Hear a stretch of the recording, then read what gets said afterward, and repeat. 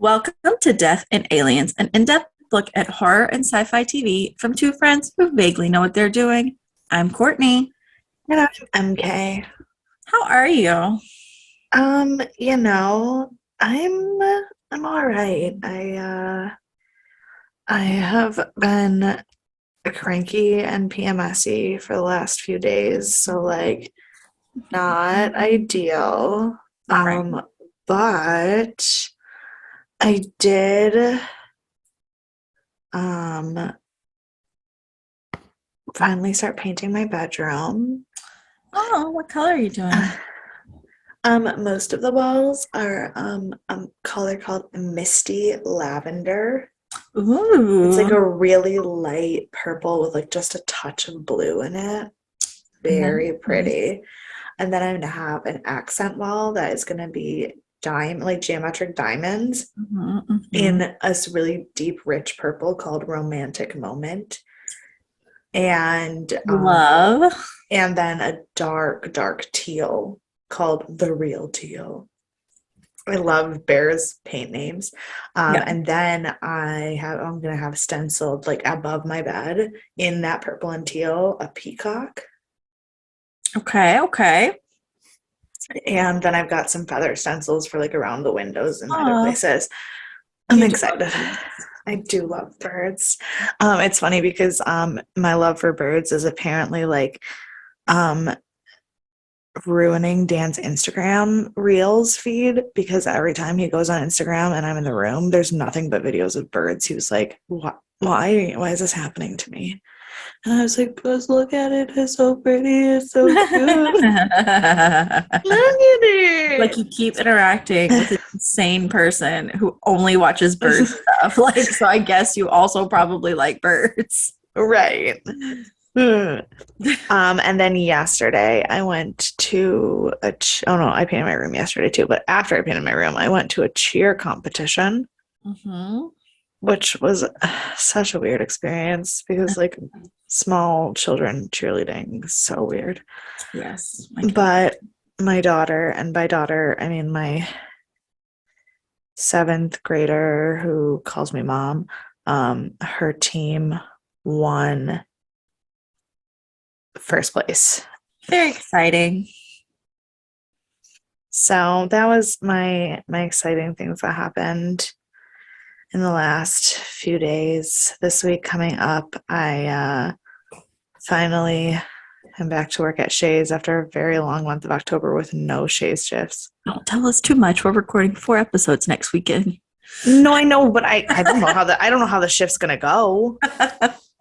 I just It's going to be wonderful. It's going to be perfect. Everything is going to go smoothly. at the beginning of October, my boss sent an email and was like, October's kind of a light month. But don't worry because November's coming.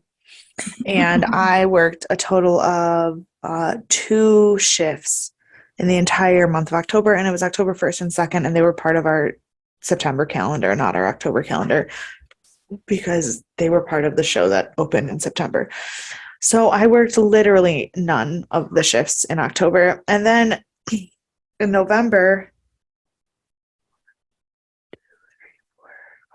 6, 7, I have 7 shifts, including which doesn't include the fact that I'm going away in November and have an entire weekend that I refused to take any shifts separate from the weekend that I'm going away in, and I'm seeing a show at Shays.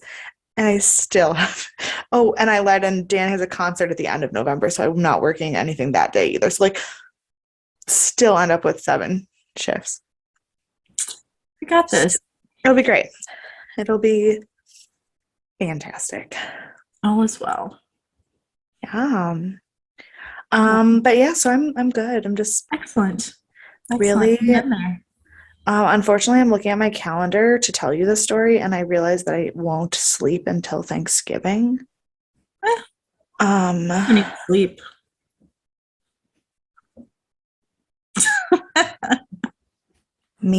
I need sleep. You'll be fine. It'll be great. It'll be so great. I'm hanging on. You are, and that transitions well because I have switched to coffee. Um, at It's almost 9 o'clock at night yeah. because Nano starts tomorrow, and we are doing a kickoff at 11:30 tonight. And that is not a Oh. time I like to be awake when I'm off. So I'm having coffee at 9. No, I would not want to be awake at Um, 11:30, like I just ever. love. Even when I'm working and I find out I have to be awake at 11:30, I get angry about it. But leading up to this, I have just really prepped myself to feel top notch, best I could be. Saturday morning, I went to Alamo Draft House and watched Friday the 13th because I've never seen it before on the big Okay. screen. Had a lovely time. Cannot wait to watch the rest of the franchise. It's incredible. Okay. And then and then I worked that night. And then yesterday I spent the whole day upstate at Bear Mountain Inn, and me and Shania went. We treated it like a writing retreat day. We got there around 11, and we got lunch and kind of chatted a bit. We went and sat by the water and just caught up. I And love then that. we both worked on our books for like 3 hours. I got That's so 50 pages nice. edited. Like, it is wild. And because that's what I'm doing. I'm editing my book for Nano. And it was just so lovely. And we just like walked around, and It looked really pretty. it was so pretty. And the leaves, like the wind would blow and all the leaves would just fall. And it was, the foliage was beautiful. Oh my gosh. So, and then today I'm dressed as Wednesday Addams. So I'm living my best golf life. Mm, And I oh, forgot to tell this story, but yeah. I think you will appreciate it. Today, so you're supposed to change out the carpeting also there's some debate as to whether you should be using carpeting at all. I've had a lot of people in the Leopard Gecko Reddit say things but if you're using reptile carpet, you need to change it out every 2 weeks. So I really should have changed it on Friday, but I didn't have time. And I washed the carpet over the weekend, and I went to change it out today. And so I open the terrarium and I go to take him out, and he throws an absolute shit fit and will not let me pick him up and is running around away from me and hiding under things. So I just start taking all the pieces out of it so he has nothing to hide under. And then I picked him up and I was like, "Sir, I am trying to give you a clean bed. Watch me never do laundry for you again." How dare he? He made me so angry. I was like, literally, I'm just trying to help you. This is for you. I don't want to clean this whole thing. No. So, but then I finally put him back in. And then when I tried to put him back in, he didn't want to get off my hand. I was like, after all of that. He's like, I just want to do whatever you don't want me to do. Right. So sometimes I feel that. Yeah. Well, I get so much frustration from being disobeyed by a 3-inch long lizard that can't speak to me, that what the shit am I going to do when I have kids? Oh my God. We'll see. Oh. So yeah, there's that. But you know what else there is? Please enlighten me. Enlightenment. That's exactly what I'm here to bring. Perfect. And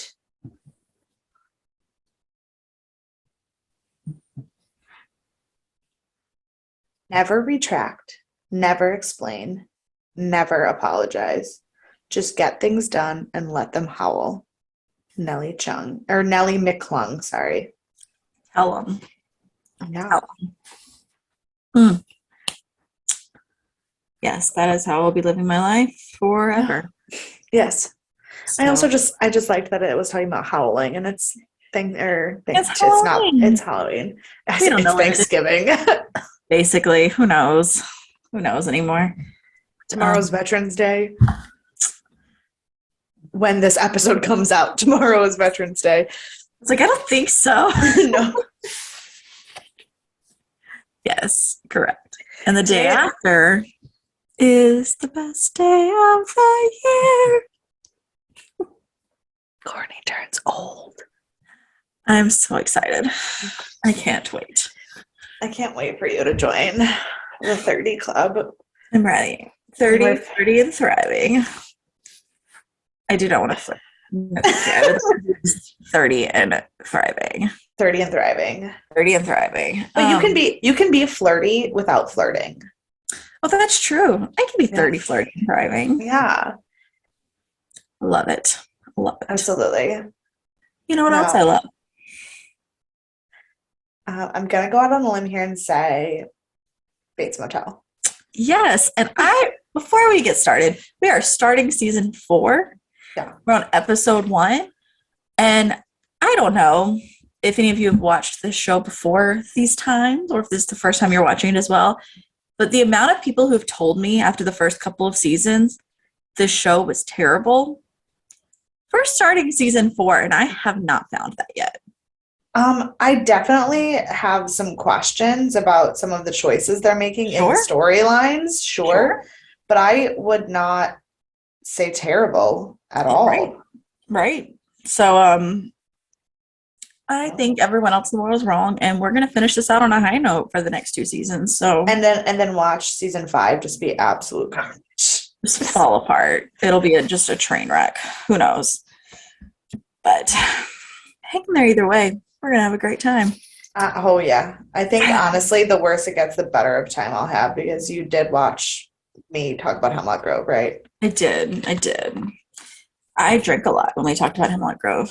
That is true. We'll see if it gets bad enough. Maybe I'll start drinking again. We'll see. We'll see what happens. All right. So this coffee is not good. Oh, I'm so sorry. I've never had it before. It's not good. Bates Motel, season 4, episode 1. A danger to himself and others. This show aired March 7th of 2016. So we're in a whole new era in our lives. I am in law school.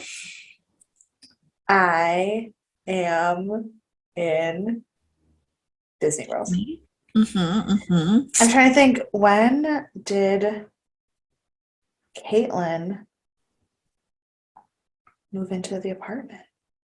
2015. No. Into my apartment. Like, what month in 2016? No. Was it 2016? It was 2016. She went between my first and second year of law school. That's right. Yeah. And she was back next summer. May? Was it that late? April, maybe? It wasn't too early, because we went in June, and she hadn't been there too terribly long, because Pollyanna, is that her name? Paulina. I just make up names. Paulina was still there, and she was only there for like a few weeks with Caitlin. Yeah, we moved in, like, Monty and I moved in February, so I couldn't remember how long we'd been there without Caitlin. Yeah, it was a few months. So this is a great time in your life. This is a time in my life. Time in my life also. It existed. It was there. I was making good friends, and it was March. I was probably at the St. Patrick's Day Parade around that time somewhere, because the only time I ever went to the St. Patrick's Day Parade in New Orleans was, I think, the first year that I was in school there. Perfect. Super fun time. Super fun. This episode was rated 8.7 out of 10. Okay. Fine. Okay. Good. Don't know where my problem is. The number 1 song was Work by Rihanna, who has just announced a new album. Yeah. Which I think is the next album since this one. Yes. And she'll be the Super Bowl halftime show, in case you didn't see that. I did. So we are circling back around to 2016. The number 1 movie is where my life theme song comes from, Zootopia. Sorry. I just looked. March 7th, 2016 is the day that we went to breakfast at 1900 Park Fair, and I had gotten into a rap battle with Tigger. He told me I looked like Jay-Z. I love it. Yeah. I danced with Tigger one time at House of Blues. Good times. Good times. Oh, Tigger. Yes, Zootopia. I saw it on opening night at Disney with all of the other Animal Kingdom people. Ugh, what a time. What a So I time to was be alive. really late to the game on Zootopia, which is a real bummer because it's incredible. It's incredible. And whatever that song is, By Shakira, yeah, Try Everything. Try Everything. That's my life song. My first class in Thailand, that was what we did for our year-end concert. Oh, it's such a good song. And we made bird puppets that we flew on stage. Yeah. Whether you've seen Zootopia or not, if you haven't, you should watch it. But like, whether you have or not, you have to listen to that song. Yes. I would sing it to you, but copyright. Right. We aren't trying to get sued. We're just trying to make a podcast. And the number one book is Cometh the Hour by Jeffrey Archer. I think I've heard of Jeffrey Archer. I've not heard of this book. I'm sure it was lovely. And on this day, 3 things happened. Not including me rap battling with Tigger. Not including your rap battle. Okay. Peyton Manning retired. Oh, that was 7 years ago. Holy. Yep. How? Yep. Doesn't feel like 7 years ago, but I remember. It surely does not. No, that's. Oh God, I was gonna say it's only 6, but no. At this point, it's closer. It's 6.5. It's almost 7. Oh, it is. It's 6 because this was in. It's like 6.5. You're right. Yeah, it's 6.5. I don't know. I can't do math. Ooh. Maria Sharapova failed her drug test and was suspended for 15 months. That was devastating for me. I'm obsessed with Maria Sharapova. Me too. Real bummer. And last, but certainly not least, definitely the worst, Michael White passed away, who was the producer for Rocky Horror Picture Show. Real bummer. The radio sometimes plays Halloween songs on Halloween, but like they don't really have Halloween songs. Right. So they just like do random like spooky songs. And when the radio like alarm clock went on this morning, it's playing the Time Warp. Nice. That's a fun one. So, fun fact about that show. I don't know if I've shared this before on the podcast, but I had never seen that movie until I moved to New Orleans. And my my first year of law school, I dressed up with Jamie and Lance, and we went to the midnight showing, which was a shadow production of Rocky Horror. And it was lovely, like the best way to see it. So I've never seen it. That was the first day I saw it. I loved it. Did you wear a V and lipstick on your forehead? So no, I was wearing my hot air balloon race costume because it was Halloween night. No, but they didn't put a V on your forehead and lipstick? No, it was at the Britannia Theater, which is like a small indie theater. Oh no! So because when you go and it's a shadow, I guess when it's a shadow production, it's a little bit different than an actual like picture show. Yeah. But when you go for the first time, you're supposed to have a V on. Like the people at the door are supposed to put lipstick on your forehead to say that you're a virgin and you've never seen the show before. Well, they did not. How dare they? Rude. Yeah. That is rude. But yeah, it was a lovely time. So, R.I.P. Michael White, 6 years ago. The director, Tucker Gates.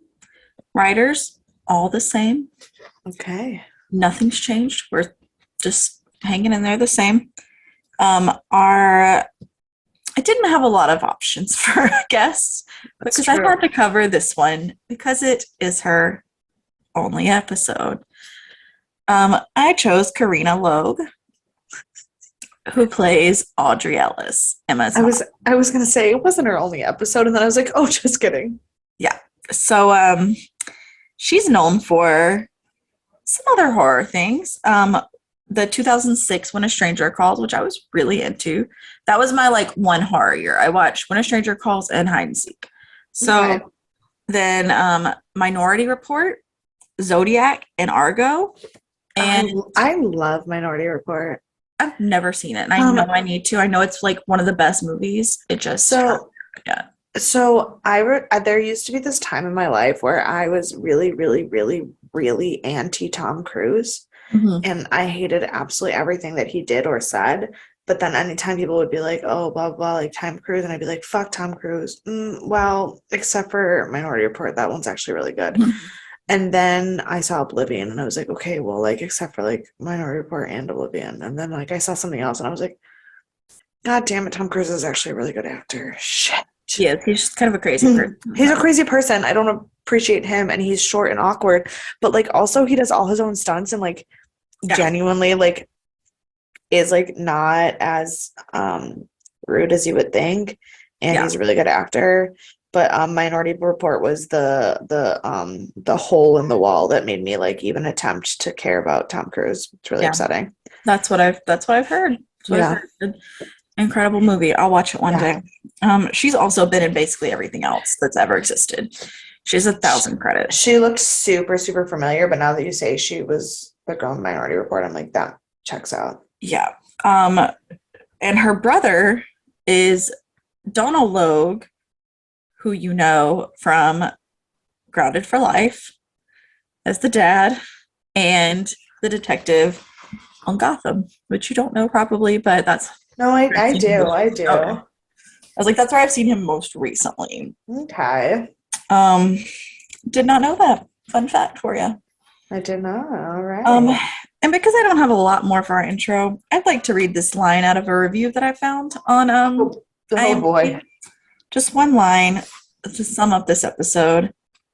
It is the perfect balance of the present with a nod to its roots. 9 out of 10. I was like, well Okay. said. Okay. This episode did a really good job of including both present day and 1960s. I would say that's pretty fair assessment. And because we are starting a brand new season, of course, we get no introduction. None. We are just thrown into a body on a boat. And at first, I didn't realize it was Alex and Bob, but that only makes sense because that's where we left off. Right.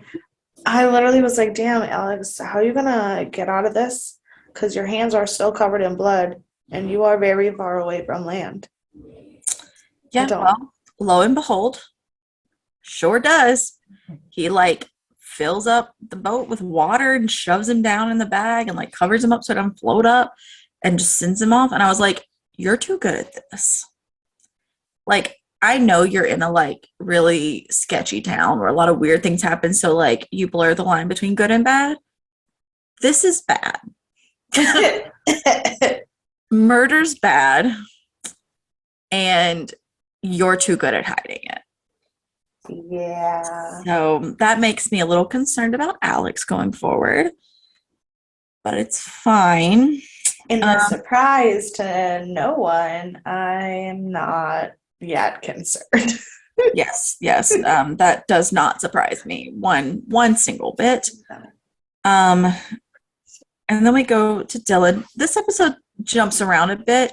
Yeah. So it's weird to talk about, but the way they jumped around actually felt a little more suspenseful, I think. I think it added to the suspense. No, I agree. I didn't really have a problem with it when I was watching it. It didn't feel choppy, like except for when it felt like it was deliberately trying to like cause anxiety.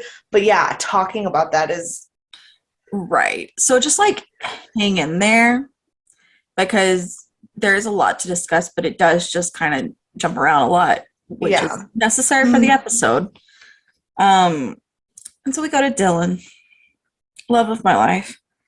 And I seem to have like, other than Alex shooting Bob, I like forgot the last episode because again, Lord knows I can't remember anything in my life. So I completely forgot Norman was missing. Well, no. Here's the thing. We didn't know Norman was missing. Norman like ran. He like left that night, and we saw all the things that happened with Bradley, and then the episode ends the same night. So we don't know how much time has passed between those That's two true. events. And so then when it was like missing since Friday night, I was like, what the hell? Where's Norman? And I like went back and I was like, the last time we saw him was just standing at the dock. Where the fuck did he go from there? Right. I was like, okay, so yeah, I was like, he must have just kept running. Right. But Dylan's putting up lost posters, missing posters for him. And Norma is just waiting at home while Dylan goes and looks, because of course she is. I'm sure it's because, like, if he comes home, I want someone to be here. But also, like, of course she sent Dylan out to do the legwork. Yeah. God knows what they'd do without him. Not a lot. Everyone will be dead. Yeah, and Norman will have killed them all. Yes. So, which may or may not still happen. We'll see. Right. But we do learn where Norman is now, because we go to him and he is just lying on the ground in the dirt. Just casually sleeping in a field and talking to himself like a fucking psychopath. Yep, we just start with him arguing with himself. He gets up and he's like taking his shoe off, putting it on, yelling at his mother. Then he becomes his mother. And it's a whole thing. And then some random guy shows up and I was like, oh, he's going to kill someone in the first like 5 seconds of this episode. Like the credits aren't going to have happened and he's going to have killed someone. Yeah. Not the way it went. But this random guy shows up and tries to help him. And he is just like losing it. This guy, smart as a whip, just punches him in the face. And I literally was like, damn, about time somebody punched him in the face. Yeah, I was like, that's the only way to deal with it. I was like, I've been waiting for someone to punch him in the face for 4 seasons. Yeah, I mean, yeah. So then we hit the credits, and for like a half a second, and then we start back with Norma and Dylan, and Dylan has gotten a call that Norman is in a psych ward because that's the only place he needs to be. Yeah. And so he's telling Norma, and they're discussing it. And Norma's like, okay, let's take your car. We'll pack up. And he's like, we're not taking my car. And she's like, fine, we'll take my car. It doesn't even matter. And he's like, I'm not going. He's like, I'm going to Portland. And she's like, what? Like, why are you doing that?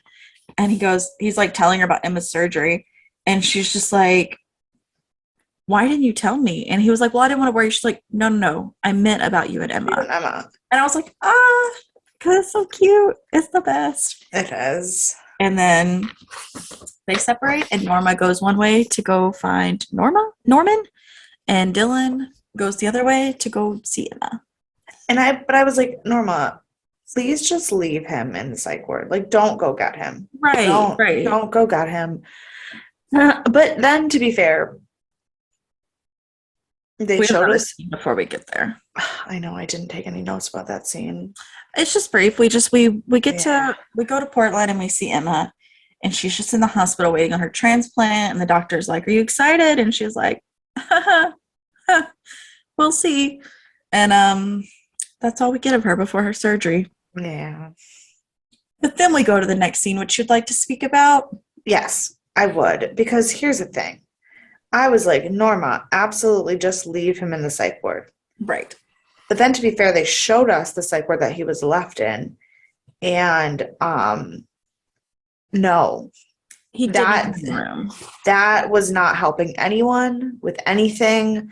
The nurse didn't even seem to give a shit. He was like, and I get that, like, underfunding. And I get that, like, but like if you're in a 48 hour like self-harm observational hold, you should not be in a hallway. You should be observed. Like for the whole 48 hours. Right. Like, and not in a hallway. Come on. Yeah. I was very, very perturbed and angry, and like was like, you know what? No, Norma, do rescue him. And then I was like, fuck, I'm rooting for Norma to rescue him from the hospital because they put him in the shittiest hospital ever. Like, yeah, like he needs to be out of there because that's only going to make his mental health worse. Like, no one's telling him what's going on. No one's helping him. So not only is he tied down, he has no idea where he came from. He can't remember anything. And now he's going to lose his mind because he's like tied down in a hospital somewhere. And to be fair, they probably can't because of the way that the observational is. Like, they probably can't give him a ton of information. Well, that's fine, but they should like, But you know, again, the fact calm that him he's just like, down. Like, yeah, the fact that he's just like in a hallway, mhm. just casually in the middle of a hallway, strapped to a bed with no idea where he is or how he got there, is and not even like in his own room where he can like calmly understand his surroundings, Right. seems counterproductive. Absolutely. Absolutely. Not great. Another thing's not great. We see Romero burying money and hiding things in his floorboards. I did not catch all of the items. I'm I going to didn't I guess didn't either. I only caught the money. I'm going to guess drugs, money, and weapons, but I only could clearly specify that there was money. There was definitely money. I thought it was a lot of money. It was probably also weapons. I would like to pretend that it's not drugs just for Mm, my sake and my image of Alex, right.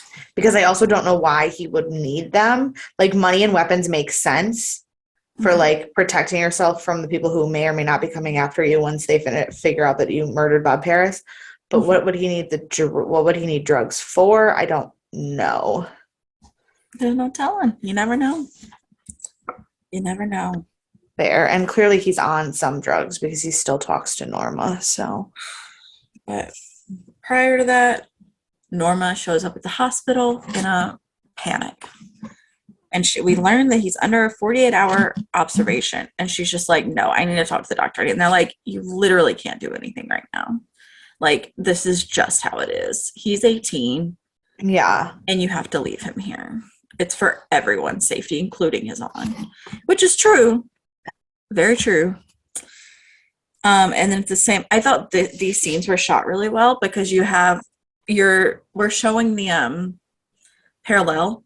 We have mm-hmm. Norma goes into this like psych hospital, everything crazy's happening, everything's bad, it's grungy, and then we go into this really nice hospital with Dylan, and everything is Oh, I literally was like, talk about two different fucking hospitals. Like it right. was insane. That was so well shot. Yeah, you go from dark to light, sad to happy, like, and they're Mm-hmm. still like, I mean, both scenes they're still up in the air because we at this point we don't know how Emma is, and at this point we know that Norman's not great. Like, Right, and like so, there's definitely like a coldness to mhm. the hospital that Emma's in, but it like doesn't feel It's like a it. sterilized coldness though. Yes, not like a angry coldness. And like you might get tetanus if you just like move wrong in the other one. Oh yeah. So, But which also has to do with the lighting. Like the lighting in the psych mhm. hospital is really orange, really gritty, really like filtered, and then the Portland hospital is all bright blue and white lights, like super clean feeling and looking. And it also feels like a play around with the times because like when you think of a mental hospital from the 1960s, Oh that's more of what you're yes, gonna expect. But exactly. when you go to Emma's, like that's not even like a great hospital from the 1960s. I don't feel like. I mean, I wasn't alive No, then. But, like that's what no, you that expect that now, looks like a more like that looks like an impressive hospital for now. Yeah. right? And so like it's again playing around with the modern and the Hmm. past and stuff. So Absolutely. I just really liked the way those scenes were done, which is again why like jumping around feels weird to talk about, but But really didn't made feel the weird to episode. watch. Yeah. Yeah. So then we go back to Norma who's talking to the doctor. And she's like asking some questions. She's like, so let's talk about his health. And she's like, yeah, no problem. Sure, sure. And he's like, she's like, have you ever known him to be dangerous? And she goes, no, not at all. And I was like, he's killed 3 people that you know of. Like, that is not, Does she know about all three? About I mean, she knows she know. what's her face's dad, the girl who left. Oh yes, I lied. I lied. So because Bradley is the fourth. Right. Okay, Right. and she yes. So like she knows about 3 people he's killed. But to be fair, Cody's dad is hard to count in that because it was more of an actual accident. It is, but at the same time, like he still died. That's still like another Mhm. account of an attack. And he blacked out and doesn't remember it very well. Like these are all still in these blackouts. It's not like he was non-violent in all of his blackouts. He just Oh right. only killed people in 3 of them. Like Right, right, right, so right, right. straight up lie. But then she tells her about the blackouts. And she's like, oh, so this happens a lot. How come he doesn't have a doctor? And she's like, well, it depends on what you move back frequent. She's like, more than once a year. And she's like, yep. And I'm like, okay, Norma, here's what we need to discuss. When are we lying and when are we not? Because it doesn't look good either. I know that it would look bad to say that he's dangerous, but it also looks bad to say that he has blackouts that he doesn't remember and isn't being treated for. But also, like, how shitty does Norma feel right now? Because Norma's whole identity is on the fact that she is the best mother for Norman. Right. And this, like, doctor is straight up telling her, like, objectively to your face, you are a shitty parent. Right. Yes. Mm. I mean, she's not wrong, but no, and the way she did it, I wrote, like, the doctor is a boss ass bitch, because she just basically was like, just so you know, like, here's X, Y, and Z of what you did wrong, and I can hold you in neglect, in charge you with negligence for your child, and he's 18 and you can't do shit, so get out of here. I was like, damn. The first person that Norma couldn't right to follow her ways. Oh, it was. I was like, yeah. Speaking of not great moms, we go back to the other hospital and Emma's mom shows up, who she's been estranged from. I forgot that she was estranged, and I fully thought she was dead, and I was so fucking confused. I also thought she was dead. I literally, my note I was like, I thought Emma's mom was dead for some reason. Yeah. I think because, like the way that the actor plays Will Ducote is, like, this, like, really mild, like, overly affectionate, like, fatherly figure, and, like, usually he feels very widower, like, right, not that's how they portray divorced dad, widows, not divorced dads, exactly. And so I was like, maybe it's just because of the way they've portrayed him that made me think that it's the whole Disney dad of it all, because, like, Disney dads are always just, like, sad because their wives are dead and they raised this little girl by themselves. It was very much like a Belle's dad or a Ariel's dad, or a Jasmine's dad, like that vibe. Absolutely. So jumping to conclusions. but I'm glad we at least jumped to the same conclusion. We did, yes, at least we did. But he's not always that mild and mannered, because he just straight up kicks Emma's mom out. He's like, no, you can't be here. And she's like, you called me. He's like, I wanted you to know she was having surgery. I did not tell you could come. Yeah. He's like, you just needed to be aware. And he does not let her stay. And I was like, she might die, which is kind of a big deal. But she did abandon her. So, like, I also see her point. Like, yeah. And Dylan's just like, don't know what to do. Just here in the middle of this. Yep, just awkwardly watching. Yeah, poor Dylan. Bless his heart. So then Norma goes to talk to Alex, because what does she do when she needs literally anything? She goes to talk to Alex. And she tells him that Norma's in the mental hospital, and she's like, I need you to get him out. I was like, he was like, what do you think I do for a living? Yeah. Like, it's like, I'm not magical. He's like, I'm a sheriff. Like, and he's like, I have no association. I'm a sheriff of not that county. Like, what? Right. Good luck. Yeah. But also, like, if I was Alex, I'd be like, you don't need to get him, like, he's like, you can't get him out anyways. It's 48 hours. But also I'd be like, leave him longer. He needs more time than that. Lock him up. Yeah. Throw away the key. Well, yeah. But so Dylan, love of my life. We go back and we learn that Emma has made it through her surgery. They say it was textbook. They have to wait 24 hours to make sure, like, Matt, what's the word I'm looking for? It sets. What's that word? Oh, I don't remember. It doesn't get rejected, but it doesn't reject her lungs. I did really like the parallel of Emma and Norman both being in the hospital for observation, but for, like, very different things. Yes. Yes, because they're very different people. This episode's full of parallels. Yeah. And Dylan, Also, yes. I liked that they like there was like the anxiety of whether Emma was going to survive the surgery or not, but like also there's no way Emma's not going to be brutally murdered by a psychopath if she dies on the show. Right, So right. like I was like, there's no way that we're going to have all this buildup of the Norma, Dylan, Emma drama, and then Emma just dies casually in surgery. Yeah, no, absolutely not. And Dylan's face, like he looks like he's gonna cry while he's waiting to hear the news. And then they just are so happy. And You're adorable. I love him so much. So what you're saying is the only way I can get you to not be single is if I find a Dylan. Yes, that's actually in my notes later on. So hold Good. on to that thought. Don't Okay. worry. And so we go back to Norma. We're not to all the happy times yet. Who goes back to the middle home because she's like, okay, things are really bad. I have to get this set up. So she learns that there's a waiting list, and that What? yes, As soon as she walked in, I was like, you can't afford this place, and he's already in a hospital. Get over it. right. But she's just like not having it. No. And of course, there's a waiting list. I mean, did you see the place? Right. And they're not taking just anyone.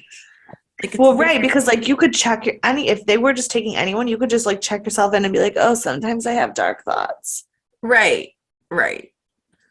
Like I would want to be checked in there. Fact. Like, it looks so relaxing. And basically they just sent her away.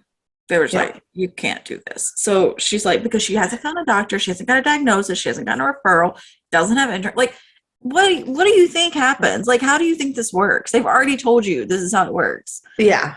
And so she goes to find a doctor to take Norman. And she finds this doctor and she's like, you have to take him. And he's like, okay, call my office. I'm super busy. And she's like, no, we have to do this. It has to be immediately. It's an emergency. He's like, call 911. She's like, not that kind of emergency. Like, I'm just, that was a little. And she like tries to seduce her way into everything.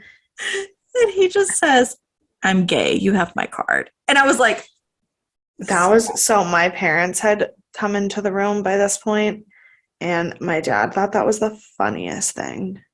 I thought it was the funniest thing. I literally had to like pause it so I could like laugh enough to get over. Yeah. I also like rewound it and watched it. It was so good. And we go back to Norman while he's still in the hospital. Wait. Yes. No, hold on. Before that, when she like does, so she tries to seduce him and he's like, sorry, I'm gay. And then she's like, okay, so here's the truth. And she basically actually tells the truth. Right. Except for the like murdery part of it. And I was like, okay. Maybe we're gonna try and get Norman real help. Like maybe we're approaching this how we should have 20 years ago. But it's fine.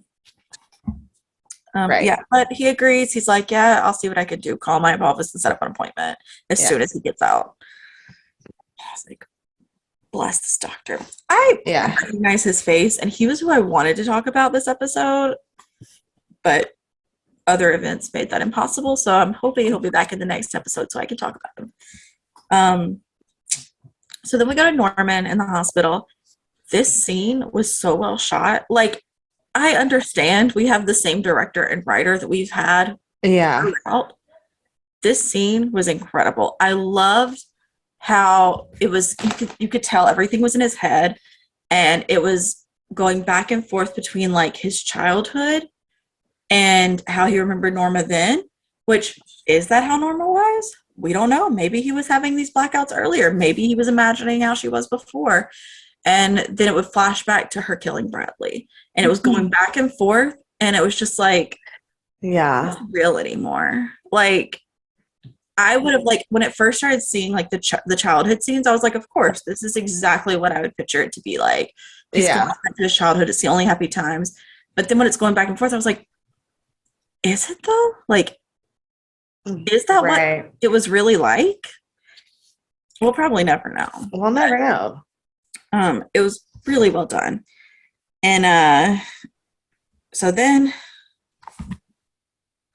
such a weird scene. We go to Norma, and Emma's mom shows up to stay at the hotel. And at first, she doesn't tell Norma who she is, which is super sketchy. Like, Yeah, my note literally says not dead, but hella sketchy. yeah. And like, it's one thing, like, she's definitely there for a reason that's not good. Like, yeah, I'm sure she also wants to know if Emma's going to live or die, but there's something else going on. And I don't know what it is. She tells Norma that she knows Emma because she met her in the village one day. But then she's also like, "Hey, thanks, Norma." And she's like, "How do you know?" Like, and she's like, "Oh, I was on a business card." And I was like, "No, no, Norma, don't let this woman just. I mean, I know you've got a lot on your plate right now, but like, right. so like, this is probably actually the least of your worries, but also, she's insane, probably." Yeah. Then we go. This is where I put Dylan. Sweet. Oh wait, hold on. Sorry. When this is happening, she basically. No, I lied. Go ahead. Keep going. You're talking about the next one. Yeah. Yeah. So he comes in and he's just like, "You look great." And she's just like, he's just so sweet. And the way he looks at Emma, my heart. And this is where I said that I said I won't fall in love unless it's someone exactly like Dylan. That is my one rule now. That's my one qualification. You just have to be exactly like Dylan. Fantastic. Yes. A little older. Because I think he's still 22, 23 at this point. Yeah. I mean, his real age is older. Yeah, that's but correct. The character, not so much. So then we go to Norman being released. And so Norman is released and she's home. And then Emma's mom comes to talk to her at the house. No, this is so before she gets the call that Norman is going to be released, and she goes to drop breakfast off to Emma's mom at the hotel before she drives to the hospital. And she like figures out that Emma's mom is Emma's mom.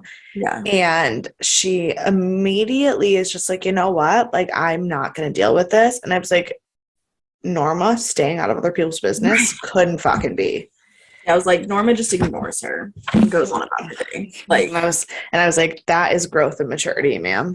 Truly. I mean, also, she's got a lot on her plate. Right, but like, when has that stopped her from getting her fucking nose in people's business before? Look, she's had a lot on her plate since before the show started. Norman killed his dad before episode 1. That's true. But like, at some point, you just have to have had enough, right? Like. Ugh. Yeah. And then, of course, the doctor is telling Norma that she has to get him treatment. She's like, you have to immediately find someone to fix this, take care of him, get him into some treatment center, or we're booking him again. Yeah. And I was like, poor Norma. Like, sure, she messed up. She should have done this ages ago, but like, because that's what the doctor said. She said the right time to take care of this wasn't before this happened. Right. And I was like, someone saying the things that I'm thinking out loud. Truly. So at this point, we basically just follow Norma around a lot, which is convenient. So Norma goes back to the motel, and Emma's mom goes up to the house to talk to her. And she tells Norma she wants her to give Emma a letter. And Norma's like, I'm not doing any of this. She's like, I'm not in the middle. She's like, this is your child. This is your problem. You shouldn't have abandoned her. I'm not stepping in anywhere. And I was like, you tell her, Norma. Yeah, but she did get a little aggressive. Like, she was not wrong, but like by the end, I was like, okay, I get it. Okay, by the end, I was on Norma's side again. But at first, I was like, you're overreacting a bit. And then Audrey tells Norma, she says, you think you know what it's like to live with a child with something wrong. You have no idea. And I was like, that actually got me. That actually got me really intensely because so my cousin has autism, Mhm. and one of the parents of a special needs kid said to my aunt, "You have no idea what it's like to have a son like mine." And I was like, "Ma'am, that is the wrong person to say that to." So it was quite literally that conversation. Yeah. So I was like, okay, okay. Yeah. But So I just found it the actual tone with which Norma spoke to be like a I mean, her lot. tone wasn't great, but also like Audrey was like really intense. That's She was true. like, I That's really true. want you to give my daughter this letter. And I'm like, I don't know you, woman. Like, Right. you've just come out of nowhere. And I've helped take you care of your came out of daughter here for all like these saying, years. and you said all these things about like how sad it was and how hard it was and everything, but like I don't know why you actually left. And also, like, Norma's taken care of Emma way more than Audrey has in the past couple years. That's true. So she does know what it's like to have a child like Emma because she basically does. So, Plus, her actual child is fucked up. even worse off. So, but then Norma, bless her heart, is just trying to have a normal life. She's cutting Norman's hair, she's cooking dinner, and Norman and her chatting away. And she's like, "You got to see a doctor." And she's like, "We're going to find you a good one." She's like, "No, no problem. Everything's going to be fine." In this moment, she was like, "Not her. We'll find you a good doctor." Yeah. My mom just goes, "You're not going to make a note of that?" And I was like, "What?" She's like, "The good doctor." And I was like, "Oh, haha, you're so funny, mom." So that was actually in the trivia, and I didn't write it down. I was like, that's so unnecessary. But yes. So your mom's not the only one to mention it. Perfect. Um, but they're chatting about all this, and Norman's just like, "You're right. I do need to see a doctor. Just promise me you won't send me away." He's like, "I can't be sent away from you." He was like, "I can't be locked up with those crazy people." And I was like, "No, no, no, you need to be locked up with the crazy people. You are the crazy people." Truthfully, you don't need to be locked up with any people because who knows what you're going to do. You need to be locked up Right. away from all people. Facts. But, That's true. Yeah. she never gives him a straight answer, and she's just like, "Oh, you worry too much." And Well, like, because she can't promise him that because she wants to lock him up. I know. And then so they keep talking, and he's like, "I had these terrible dreams in there. I can't go back. It was awful." He's like, "I dreamed that you killed Bradley Martin." And she's just like, "Okay." And he's like, "But that didn't happen, right?" She's like, "Of course that didn't happen. Like, I would not." She's like, "That never happened." And so naturally, I mean, I think at this point she might know what happened, but she doesn't give anything away. Right. Aside from the fact that she's just like, "That definitely wasn't me." But he keeps turning around, and she is getting a little more like panicked. Yeah. And the last time she turns his face forward, his face has changed. And it was kind of Spooky. It was icky. Yeah. Yeah. And because it was happening a lot, and then the last time it was such a sharp turn, and his face changed too. Because like the other times he was just like, "Ah, nah, nah, nah, nah, nah, nah." Yeah. And very weird. So then she wakes up in the morning, wrapped around Norman. She calls Alex. And he just answers. He's like, "What's the problem?" And she's like, "We don't say hello anymore." And he's like, "Hello, Norma. What's the problem?" Literally, when his phone started ringing and he reached over, I said, "Don't answer, Alex. Get her out of your hair. Just let it go now." You know that's not the case. So she's like, "We have to meet in person. This is an in-person conversation." He's like, "Fine, whatever." And as she goes to drive away, Audrey watches her leave, and I was like, "Audrey, you're such a moron." I thought the episode was going to end right there with Audrey peeking out the window, and I was like, "What the shit is her problem?" Right. She is super sketch. Like, super sketch. So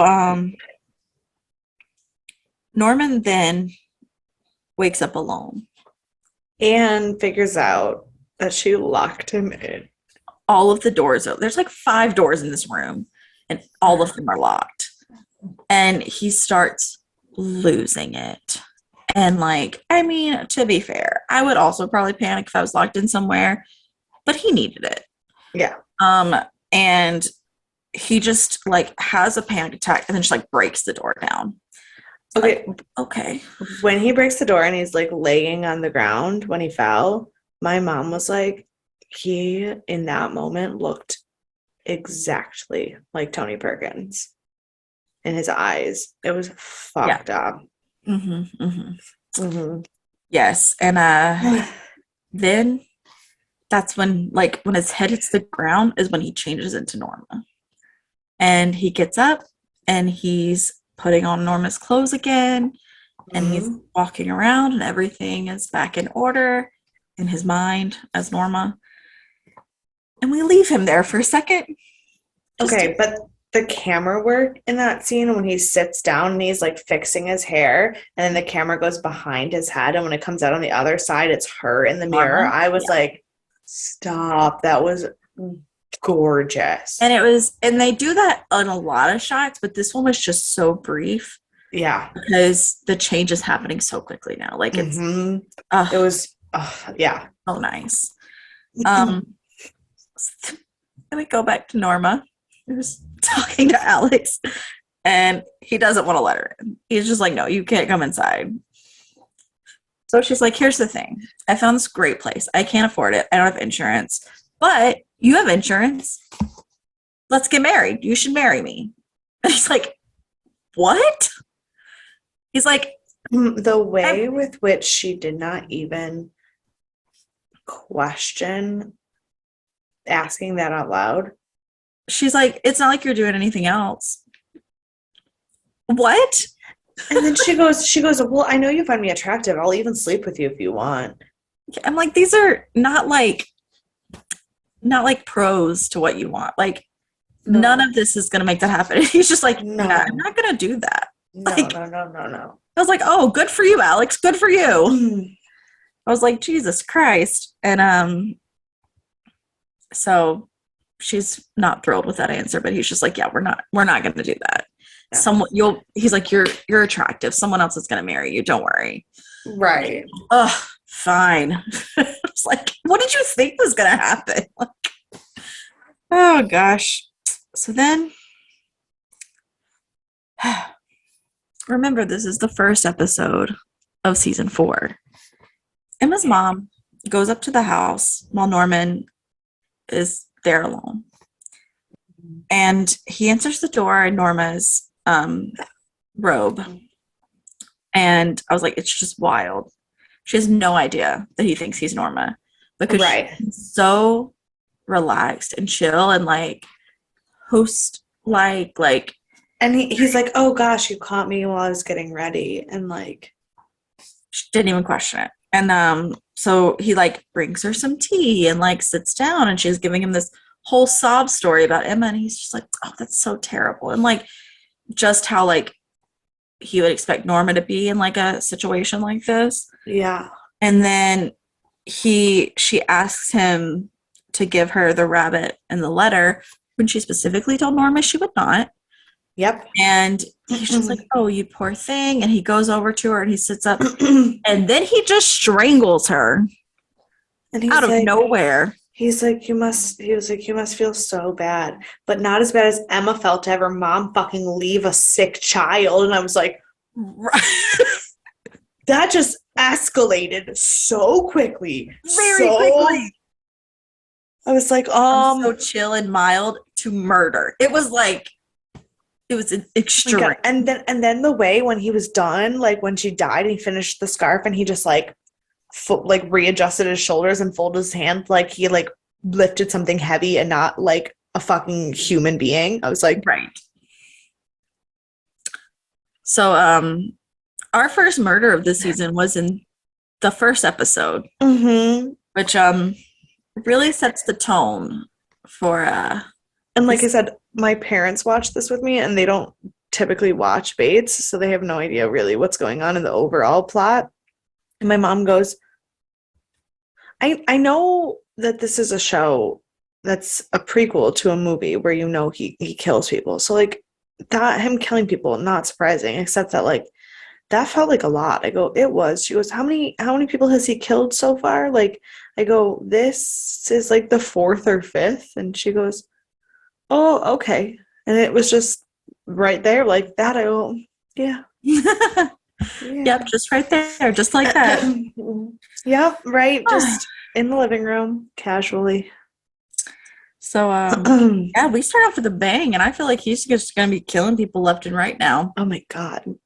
Like, I mean, to be fair, I've been waiting for that. I've been waiting for him to like go off the deep end. reach serial killer crazy. Yeah, because literally, like, he killed someone in the last episode too. Like, Yeah. episodes, this is the first episode back to back where he's killed someone. Yes. Yeah. So, like, every other time it was like, at least like 6 or 8 episodes. Well, and I remember when we were first watching season 1, we were like, this is moving too fast into dark, and we were worried that there wasn't going to be enough to sustain it. But then by like middle of season 3, I was like, it's kind of like slowed down to a way that like I don't believe it anymore. Well, welcome back. That's what it's what I wanted. It's what I asked for. I mean, I don't want it, but it is what I asked for. Yeah. And it's what you got. They're here to give you what you ask for. Apparently. Whew. So, who do you want to punch in the face? So many people. Truly. But I think Norma. Fair. Because she just made so many inappropriate decisions. As she always does. Right. I picked Audrey. That's fair too. She is a bad person. I don't know why all the way yet. Right. And it does check out because you often only punch people right after they've been murdered. Right. And just like follow my MO, Yeah. Yeah. And if you punch them after they're dead, it's like less harmful. Maybe I'm just a peaceful person. Maybe that's what it is. Yeah, I think that's what it is. Okay. Ooh, where's your MVP? The doctor who told Norma to fuck off. Yes. Good choice. Thanks. My MVP is the love of my life, Dylan. Yeah. I know we saw him for like 13 seconds. Yeah. But he was just so... I mean, to be fair, I considered picking the love of my life because he turned Norma's weird marriage proposal down, but then also he did hide drugs, money, and weapons in his fireplace. He was a little and, hit a dead body. So but like, did Bob Harris deserve it? Maybe. Like death?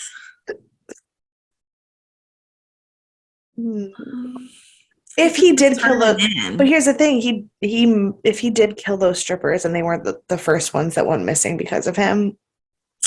Well, that's true, but also he could have just turned him in, but instead he let him get away just to kill him. It's kind of hot, don't you think?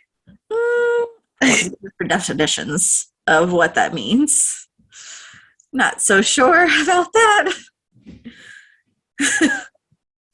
Over here with like Dylan being the love of my life, who's just like protecting the people he loves and making sure that his love of his life doesn't die and just saying all the right things. To be fair, Alex was absolutely protecting the person he loves. It's just that the person he loves is fucking Norma, and he was protecting Norman for killing his dad. So like, questionable choices in women, still protecting the people he loves. But he didn't have to kill Bob Paris. Yes, he did, because if Bob got turned in, Bob would have given off all the information about Norma. That's why he sent Bob away. He was on his way out of the country. Yeah, but he deserved some kind of comeuppance. Well, of course he did. I don't know that it's death. I don't know that it's not. That's fair too. I also don't know that it's not.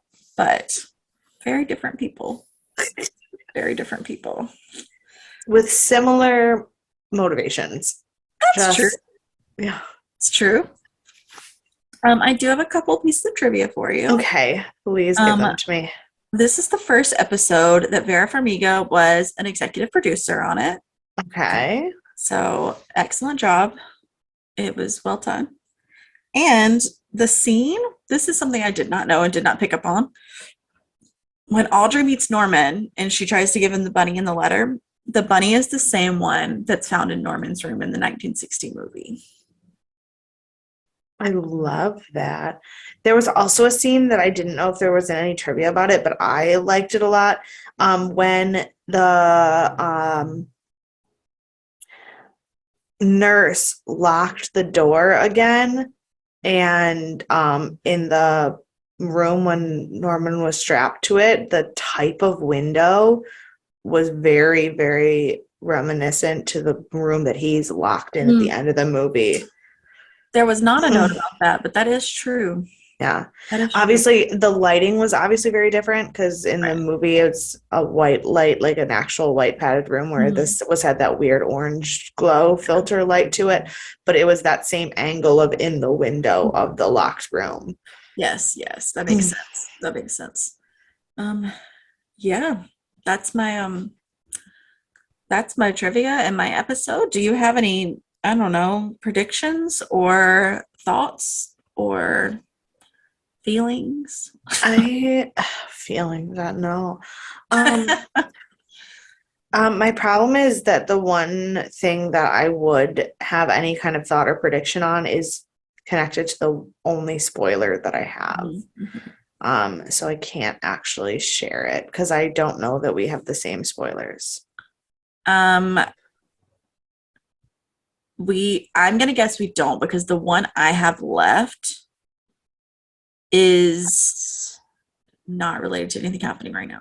Okay, well then we don't have the same. Then the one spoiler I have is not one of the three you had, so I will keep my mouth shut. Perfect. Oh wait, which were the two that we already found out that Oh you no, had? it was just one. The other one also is not related to anything happening. Oh, right okay. now. There's two left. I just keep forgetting. Oh, the first one was just the Bradley coming back. Bradley came back at the end Yeah. of the season. Yeah. Oh, okay. That was my minor spoiler. The other two are much larger. Yeah, mine is, man, mine. I don't know. I can't talk about it. That's fair. I think we're just gonna have a lot of deaths. Yeah, Everyone's gonna die. everyone's gonna die. Um, I, who is Emma gonna find out that Norman killed her mom? oh, of course. I don't know when. Maybe How? I think Dylan's gonna tell her. Oh, fuck Dylan. No, I'm sorry. It's the right thing to do, but like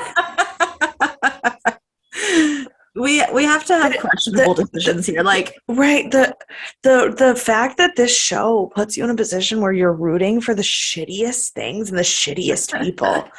Yeah. I know. There is no good and evil. There is no good and evil, there's just Norman Bates. Oh, I don't like that. Well, because he's the sweetest boy that ever lived until he's not. Please don't be like Norman. I'm like icky just even saying those things. No, that made me feel icky. Well, we've made it. This is, before we get into our end, I meant to mention this last week, but November is Sci-Fi Month. Oh yes. Fun. Didn't know. And so I'm gonna try and, like, I've been watching a lot of horror. I've been watching American Horror Story, horror movies, etc. I'm gonna try and like deep dive into some sci-fi stuff, I think. So I said I was gonna get caught up on Doctor Who, but I think I'm gonna start X-Files. Because I've only watched the first like 2 episodes, and I'm not super ready to be done with scary stuff yet. So X-Files feels like a good lead into sci-fi. I asked Dan and if we could rewatch Fringe together because it's both of us. It's one of our favorite shows. And I just was like geeking out about Joshua Jackson after Urban Legends last week.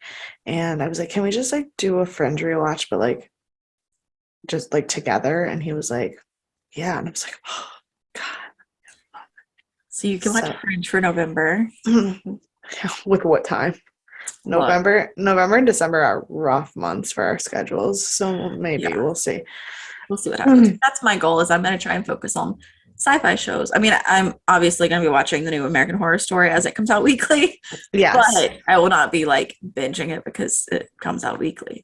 Right. I do have one last comment that is Yeah. unrelated to sci-fi. It's related to horror, and I meant Okay. to tell you this for like literally hours, and I just haven't. Okay. Because today is Halloween, that Yeah. when we're recording this. And while I was trying to finish watching my episodes and finish taking my notes, I kept getting distracted because one of my neighbors across the street, was playing very loudly in their yard to the point where I could hear it for an hour and a half straight, the Michael Myers theme song. I love Like I was it. like, Oh, Monica. I didn't tell Monica, but I was like, happy Halloween, I guess. Like that's one way to celebrate, I think. There you go. It is. It's the only way to celebrate. I mean, it's a great song. Like, do not get me wrong. Love it. But for an hour and a half, nothing else. Setting the mood. That is dedication to something. Setting the mood. They're doing it right. So, yeah. So, happy Halloween, everyone. And if you have thoughts, feelings about anything, including Bates Motel specifically, but also other things. Right. If you're watching sci-fi shows this month, let us know what you're watching. Yeah. And you can do that at deathandaliens@gmail.com. You can find me. Oh, nope. You can find all of our social media at Death and Aliens. And then you can find me at CE Cloud 13. And you can find me everywhere at EMKAY_superstar. And we will see you for Sci-Fi Sunday. Ooh, ooh. Love you. Bye.